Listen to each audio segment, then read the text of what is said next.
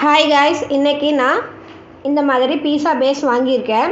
இது வந்து ரெடிமேடாக தான் நாங்கள் வாங்கியிருக்கோம். இதோட ப்ரைஸ் பார்த்திங்கன்னா 38 ருபீஸ் வருது.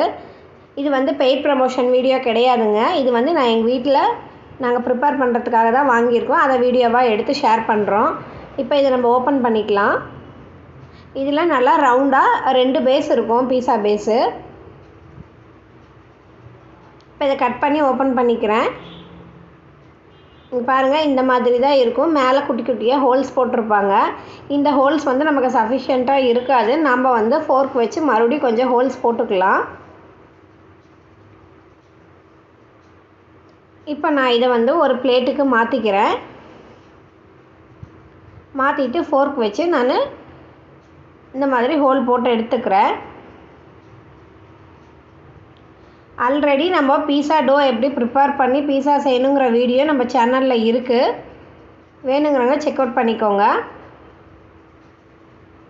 இது எதுக்காக இந்த மாதிரி ஹோல் போடுறோன்னா, நமக்கு வந்து நல்லா ஈஸியாக குக் ஆகிறதுக்காக போடுறோம். எங்கள் வீட்டு குட்டி செஃப் பாருங்கள், இந்த மாதிரி ஹோல் போட ஆரம்பிச்சிட்டா. நானும் பண்ணுறேன்னு சொல்லி.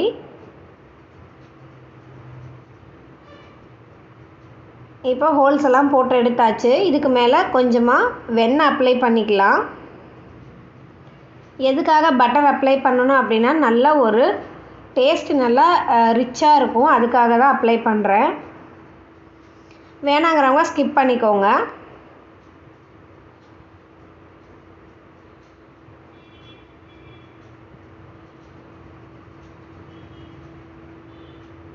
நான் பட்டர் கொஞ்சம் கூடவே தான் அப்ளை பண்ணுறேன். நல்லா எல்லா பக்கமும் ஈக்குவலாக படுற மாதிரி ஸ்ப்ரெட் பண்ணி விட்டுக்கோங்க.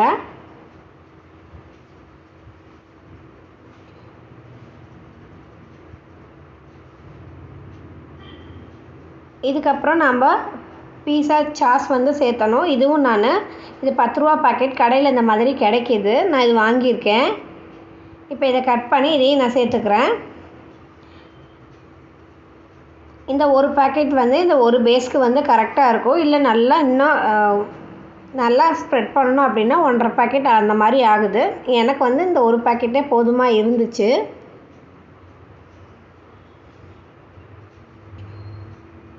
கடையில் நம்ம பீஸா வாங்கினோன்னா நிறையா அமௌண்ட் கொடுத்து வாங்குகிற மாதிரி இருக்கும். நம்ம வீட்லேயே இந்த மாதிரி ரெடி பண்ணோன்னா நமக்கு பட்ஜெட் ஃப்ரெண்ட்லியாக இருக்கும்.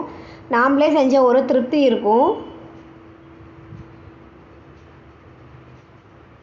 கடையில் நார்மலாக நம்ம ஒரு பீஸா வாங்கினோன்னா டேக்ஸ் அது இதுன்னு போட்டு ஒரு பீஸா வந்து நார்மலாக 200-250 ரூபாய்க்கு தான் நமக்கு கிடைக்கிது.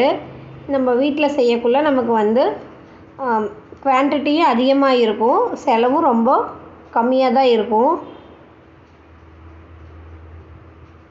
இப்போ நான் பீஸா சாஸ் வந்து எல்லா பக்கமும் படுற மாதிரி ஸ்ப்ரெட் பண்ணி எடுத்துக்கிட்டேன். பாருங்கள், எனக்கு இந்த ஒரு பாக்கெட் கரெக்டாக இருந்தது.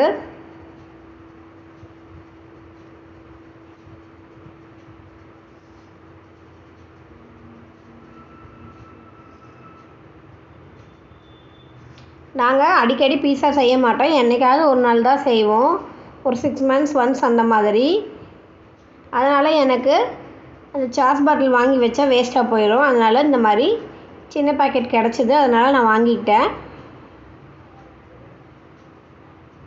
இப்போ இதுக்கப்புறம் மொசரல்லா சீஸ் நம்ம ஸ்ப்ரெட் பண்ணி எடுத்துக்கலாம். நல்லா துருவி வச்சுருக்கேன் நான்.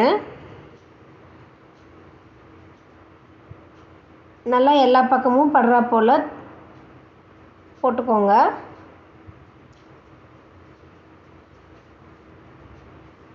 எவ்வளோக்கு எவ்வளோ சீஸ் போடுறீங்களோ அவ்வளோக்கு எவ்வளோ நல்லா சூவியாக இருக்கும்.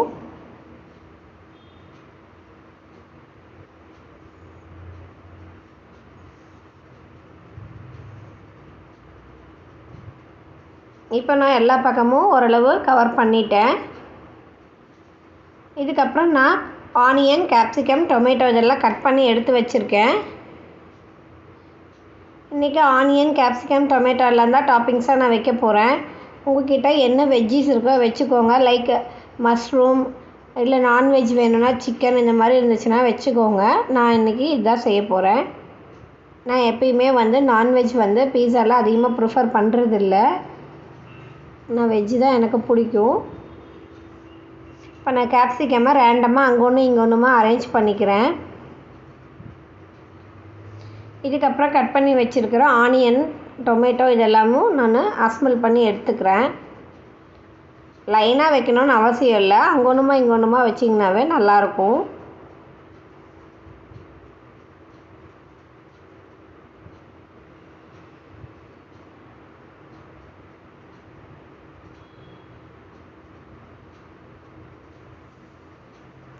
உங்களுக்கு என்ன டாப்பிங்ஸ் வேணுமோ நீங்கள் அதை வச்சு அரேஞ்ச் பண்ணி எடுத்துக்கோங்க.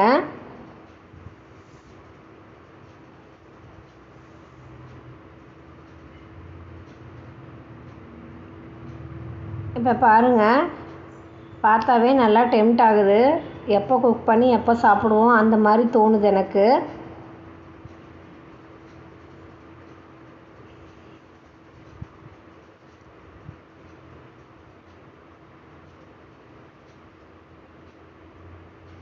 எங்கள் பாப்பா பின்னாடியே அழுதுகிட்டே இருந்தா, கொடுங்க சாப்பிட்றேன், எனக்கு பாப்பாக்குன்னு. இப்போது சும்மா 2 பீஸ் டொமேட்டோ மட்டும்தான் நான் அரேஞ்ச் பண்ணேன், சும்மா ஒரு கலர்ஃபுல்லாக இருக்கட்டும்ங்கிறதுக்காக. இதே நீங்கள் கலர் கேப்சிகம் வாங்கியிருந்தீங்கன்னா இன்னும் சூப்பராக இருந்திருக்கும், நல்லா அட்ராக்டிவாக இருக்கும். ட்ரை பண்ணி பாருங்கள்.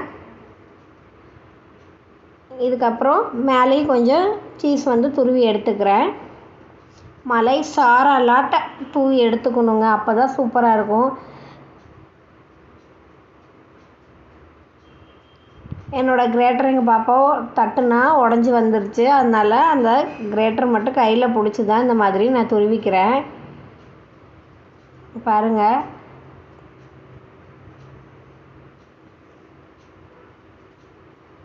நம்ம பீஸாவுக்கு வந்து சீஸ் தான் டேஸ்ட்டே கொடுக்கும்.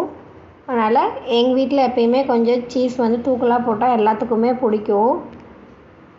இதுக்கப்புறம் சில்லி ஃப்ளேக்ஸ் கொஞ்சம், ஓரிகனோ கொஞ்சம் நான் போட்டுக்கிறேன்.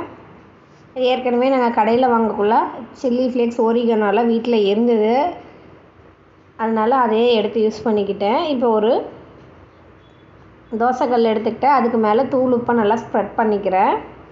ஒரு 1லேருந்து 1.5 கப் போல் உப்பு எடுத்துக்கோங்க. நல்லா ஸ்ப்ரெட் பண்ணி மூடி போட்டு நல்லா 10 நிமிஷம் வந்து ப்ரீஹீட் பண்ணி எடுத்துக்கலாம்.